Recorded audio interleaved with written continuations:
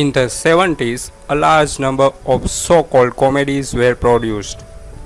They were soft or softly erotic films that went up in the regular cinemas, containing regular actors interspersed with actors or models that were otherwise seen in a more hot context. The film industry in Sweden was at that time in something of an economic crisis, and many participated in this type of film, although they might have preferred to give up. It may seem strange today that well established film workers, actors, and people behind the camera participated in that type of film. But partly there was not much work, and partly it was considered during this time also particularly shameful. Making 3D movies in the 70s was very complicated, and equipment was extremely difficult to work with, and large amount of film were consumed.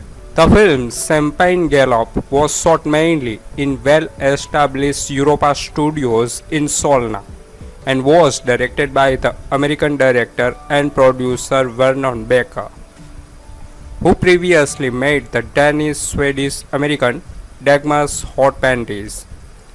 What makes the film special is that Champagnegalopp was the first Swedish 3D feature film, and that was also how it was marketed in Sweden. In the US, it was even marketed as the first love film in 3D. The film is loosely based on the erotic story The Way of a Man with a Maid, which is an anonymously written S&M erotic novel from the beginning of the 20th century. The setup is quite simple. Jack Armstrong, played by Ole Søltoft, famous actor at the time, mainly through the so-called Mazurka films, is a poor nobleman who inherits a larger fortune. He falls in love with the beautiful Alice, but he does not manage to capture her attention properly before he locks her in a room that he has equipped with devices to release her need and thus be able to get her. However, it turns out that it is not Jack who catches Alice in the bed. Alice in the end, but that it is Alice who catches Jack. Champagnegalopp is also photographed by Tony Forsberg, who among other things would later film Sunday Children for Bergman. A supplementary interview with him is included in the bonus material, which strengthens the retention of the film as a time document.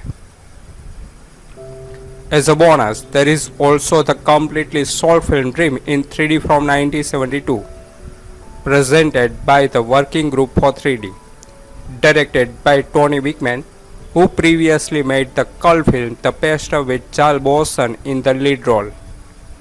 Dream in 3D can probably be seen as a total failure both as a film and as a 3D film. How does Champagnegalopp work as a 3D experience? Nothing further by today's standard. There are some scenes early in the film with female bodies that are meant to meet one. It works perhaps best of all. But as a whole, the 3D experience is quite non-existent and contribute most to the fact that it becomes difficult to see detail in the film's photo. Champagnegalopp is honestly nothing more than a slightly amusing trifle, but even such are sometimes needed, and in its time it helped to keep Swedish film afloat.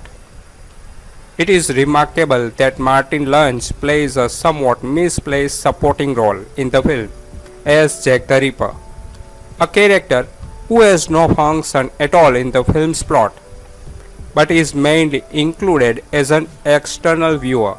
What the Swedish Butler Show is a 1975 Swedish-American comedy film directed by Vernon Becker and starring Ole Søltoft, Longhurst. It is known by several alternative titles, including A Man with a Maid, The Guru, and Champagnegalopp. The film is loosely based on the 1908 erotic novel The Way of a Man with a Maid.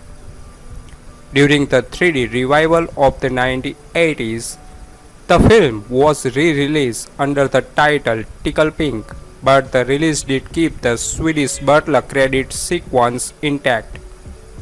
The film was shot in stereoscopic 3D at studio in Stockholm with exterior in Denmark.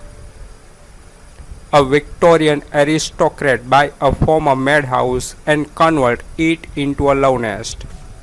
He intends to seduce Alice, the object of his desire, but is unaware that Jack the Ripper lives in the secret passage lining with the building. After receiving the help of a brothel madam, he tries to seduce Alice with hypnotism, aphrodisiac, and various seduction devices. All his efforts, though, end in hilarious disaster as this saucy 1970s romp unfolds.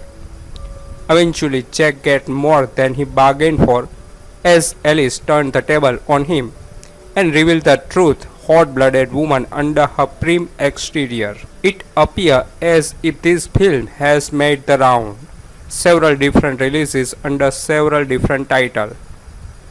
The one we saw is called Victorian Fantasies, released by the now defunct Private Screening Video. A silly little endeavor but consistent with the mid-70s European vogue for nudie stuff. A prim and proper English tub tries everything to seduce and disrobe a prim and proper Victorian lady. With each attempt, everyone else around him gets naked until he finally succeeds. And she doesn't resist at all, actually she looks great. In the 1980s, under the title of Victorian Fantasies, based loosely on the classic Victorian erotic novel A Man with a Maid, it tells the adventure of Jack, a young Victorian gent with overactive hormones who set out to woo and bed Alice, the lovely blonde minister daughter he meets in an art gallery. To this end, he undergo the tutelage of the madam of the local bordello, take up photography, and purchases a large house which he converts into a private love nest. What follows next is a series of comic misadventures as he tries to seduce Alice with hypnotism. He only succeeds in putting his butler under. Wineless with aphrodisiac, his butler and her maid sample it, first leading to the sight of the pair doing a slow striptease, then rolling on the floor together behind the back of the oblivious Alice as she sits at tea with Jack, who is hard-pressed to conceal his reaction to the antics of the two servants. A severe thunderstorm gives Jack the chance to lure Alice into his secret room, where he tries to subject her to his various seduction devices, which all malfunction in hilarious fashion, then forces her to undress as he photographs the process, which leads to single complaint about the film, as you only see her drop each garment at her feet rather than getting to see her remove her dress and all those delightful things Victorian women wore as underwear, while the maid and butler engage in their own honky-ponky below stairs. Not to reveal too much, but Jack gets more than he bargained for when Alice turned the table on him and revealed the true hot-blooded woman under her prim exterior. While by no means a great film, my favorite Butler still makes for an amusing little diversion. Lovers of 70s take note that whilst avoiding movies like Come Play With Me, Can You Keep It Up for a Week and anything else starring Mary Millington or Robin Askwith, probably will be a great benefit to your health. This nasty little film is far better and at least showcases the talent of Longhurst, the underused but absolutely gorgeous specimen of female beauty that she is. Although She had other roles in the previously mentioned movies. She shined and is almost erotic in this otherwise tawdry effort. The Jack the Ripper subplot and the effort the main character goes to imprison his intended are shallow example of the political incorrectness of the time and are really quite appalling. Having said that, that's what DVDs are invented for. Skip the whole movie until Longhurst is undressed and appreciate the beauty of the female form. An American makes a softcore movie in Scandinavia with Swedes and Brit. Presumably to increase the appeal he added 3D sequences, which now come across as most bizarre moment of surrealism as distorted nude, wreath and reach out. And in the version we have the then magical word Swedish added to the nudge nudge wink wink English phrase suggesting naughty going on. All this and lots of nakedness plus a wheelchair bound Diana Dawes. She had an accident just before making the film. And the lovely Sue Longhurst, and yet this is the most frustrating movie. Using the Victorian man and a maid story, this gradually becomes a tale of the spun young man imprisoning his young lady in order to further his advances. There are great moments and as mentioned lots of flash, but it all takes so long to get going and the farcical moment most annoying. I think in fairness, as someone else has suggested, it's probably best to fast forward to when the lovely Sue gets undressed. There are a few good chuckles in this body yet funny Swedish US period piece comedy that has a new wealthy lust-driven young man who buys a new manor to woo and impress a conservative young woman that is heavily smitten by as his faithful deaf yet lustful butler helps him out while in his own pursuit of the heart of Longhurst equally lustful Maid, leaving Søltoft to eventually resort to the type of tactic that would likely outrage today's touchy sensitive PC crowd, while delighting the grindhouse-driven fans in how he win over Longhurst's heart. Regarded as being the first 3D film made in Sweden, since it was first released in 3D before its numerous 2D re-release under the various retitulings.